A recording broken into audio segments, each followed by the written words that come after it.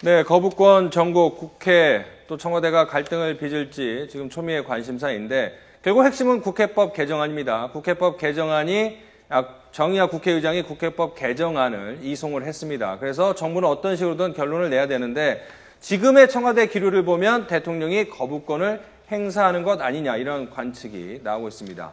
자, 이런 가운데 만약에 대통령이 거부권을 행사하면 정의화 국회의장은 다시 국회로 돌아온 국회법 개정안을 자동 폐기시키지 않고 다시 상정을 해서 표결에 붙일 수도 있다. 이런 얘기를 했거든요. 김주환 기자. 이게 어떤 의미입니까? 일단은 정의화 국회의장이 늘 강조하는 말 중에 하나가 절차적 민주주의가 중요하다.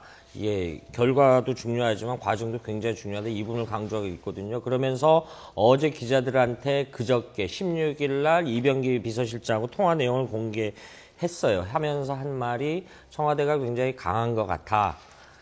강한 것 같다. 그러면서 이게 국회로 다시 환송대에 오려면은 이의서를 달아야 되는데 이의서에 뭔가 왜 이제 청와대 입장에서는 뭔가 불충분한 이 개정안 불충분한 이의서를 첨부해서 와야 되는데 그 첨부 내용을 보고 판단을 하겠다라고 했거든요. 어찌됐든 그럼에도 불구하고 일단은 의장은 그 여야 일단은 넘어오면은 그 여야 합의대로 하면은 거부권 행사 수순을 해서 다시 재의결 과정을 거치겠다 이런 취지의 발언도 하기로 했습니다. 네, 만약에 거부권을 행사한다면 뭐 당청 관계를 넘어서 국회 자체가 마비되지 않을까 이런 생각이 드는데 손 변호사님께 한번 여쭤볼까요? 만약에 재의결이 부결된다고 하면은 야당의 입장에서 이미 합의한 여당이 합의한 법안에 대해서 다시 그 모순적으로 부인하는 상황이 발생할 수 있기 때문에 여야 관계는 굉장히 악화될 것이고 야당의 비판이나 여러 가지 국정 운영에 대해서 비판적인 태도에 대해서 여당도 할 말이 없어지게 됩니다. 반대로 재의결이 안 된다고 한다면 그 청와대와 어떤 그 새누리당의 그 갈등은 굉장히 심각해질 우려가 있기 때문에 사실은 이러지도 저러지도 못하는 그 중간선상에서 그 줄타기라는 심정일 텐데요. 그 향배가 어떻게 될지 지켜봐야 될 것 같습니다.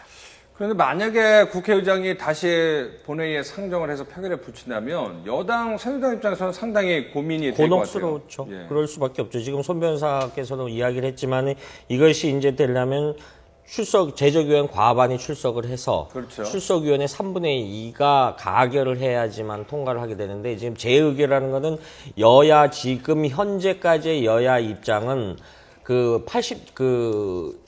요청이라는 단어를 요구를 요청으로 바꿨다라고 했거든요. 그래서 많이 완화해서 근데 지금 여야가 오랜만에 합의를 했고 그 합의를 해서 행정부로 송부시킨 건데 이 부분에서 하면 그 원래 의견대로 하면 이게 재의결이 부결됐다라고 하면은 지금 말씀하신 대로 파장이 가결이 되든 부결이 되든 이게 일단은 그 본회의에서 어떤 형태로든 결과가 나오면 그 파생은 굉장히 정치적 파장은 크거든요. 네. 그래서 지금 어느 정도 지금 시기가 23일이냐 30일이냐 이런 이야기도 나오고 있습니다만은 그 사이에 어떤 정치적인 또 해법을 풀어야 되겠죠. 해법의 관건은 여론 추이라고 봅니다.